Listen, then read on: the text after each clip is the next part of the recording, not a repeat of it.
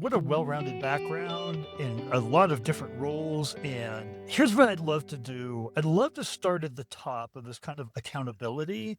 And you think about how you even redefine C-suite ownership, right? And it seems like they're accountable to the board. They have like the ultimate amount of ownership in the business. But I'd love to hear your perspective on that and redefining the C-suite ownership role.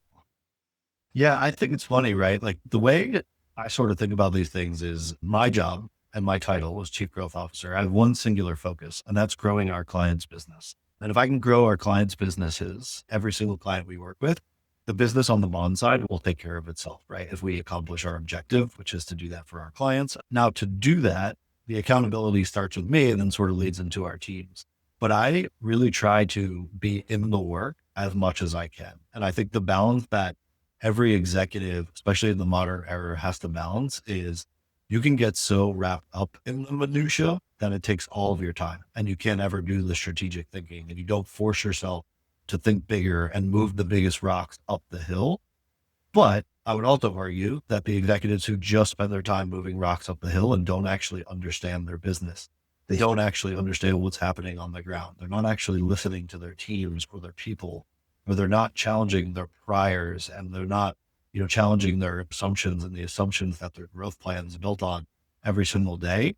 That's the gap and sort of who's successful, right? It really sits in the middle of being able to modulate yourself into the weeds to get an understanding, right? When the data tells you something that's different than what's actually happening, being able again to sort of have the blue collar mentality of rolling up your sleeves and being able to do any job in the company versus the ability to also think strategic.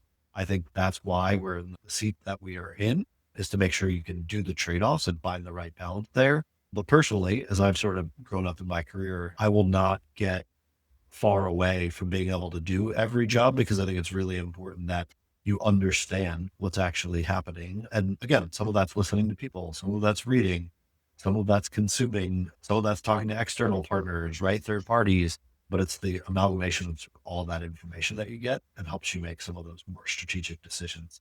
So in my mind, I joke all the time, like it is much more both a blue collar style executive and our team at Bond. We all pride ourselves as a leadership team about that. And I think that's one of the exciting parts about working for or with us as an organization is that we're all in it together. Often say, get the right team in the boat and make sure that, everyone's rowing at the same time, in the same direction.